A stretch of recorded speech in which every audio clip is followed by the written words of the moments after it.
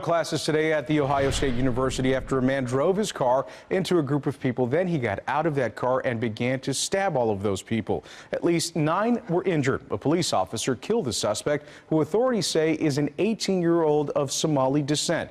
As Brooke Silva Braga reports, authorities are looking for a possible link to terrorism. It's still a very active situation. Police swarmed the campus of Ohio State University in Columbus as word got out of an attack at Watts Hall, which houses the Department of Materials Science and Engineering. First reported as a shooting, police say a more complex picture of the attack has now emerged. A male suspect drove a vehicle over the curb, West 19th, west of College Avenue, struck pedestrians. He exited the vehicle and used a butcher knife to start cutting pedestrians. Our officers was on scene in less than a minute, and he ended the situation less than a minute. Authorities say 10 people were quickly transported to hospitals. There were multiple injuries related to lacerations or cuts, most likely, as Chief said, from the stab wounds from the butcher knife. Then there were a number of people that had orthopedic and other soft tissue injuries related to being hit by the car. The suspect was shot dead by police checking out reports of a gas leak at that location.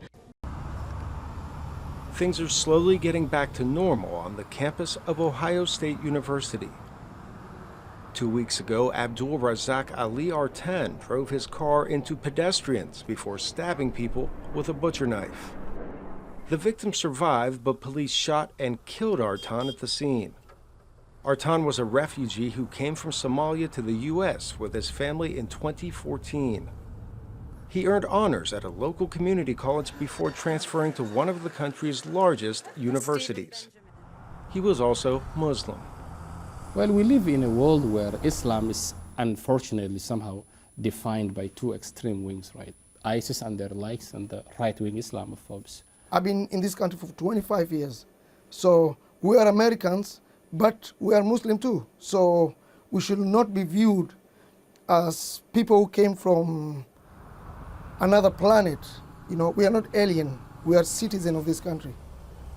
Robert Fitrakis is a lawyer representing Artan's frightened family. There's great fear out there, you know, with the statements of President-elect Trump. There's tremendous fear, and to some extent, I'm not sure they want their face on camera.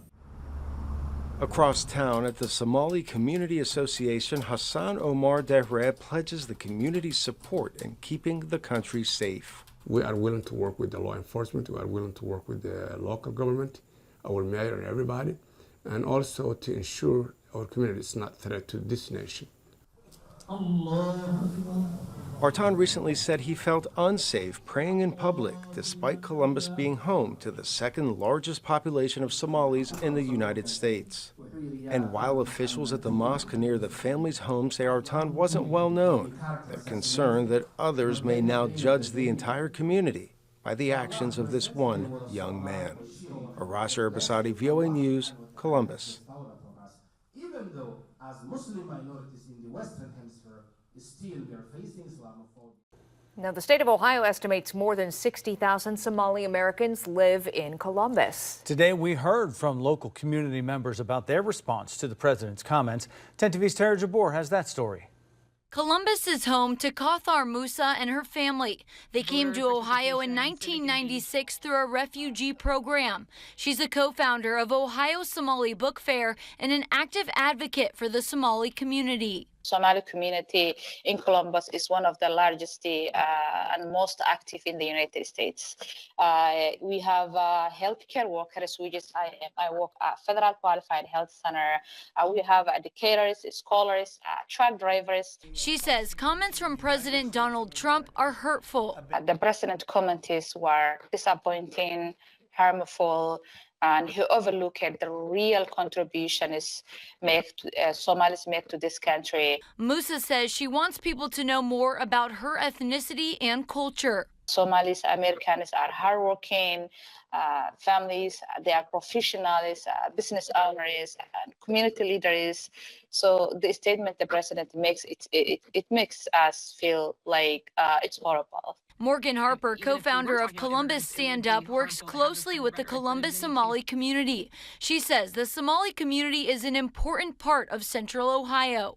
the Somali community is a beautiful reflection of Central Ohio being a welcoming place for refugees, for immigrants. And that's one of the most inspiring things to me about the Somali community is just how big it's grown.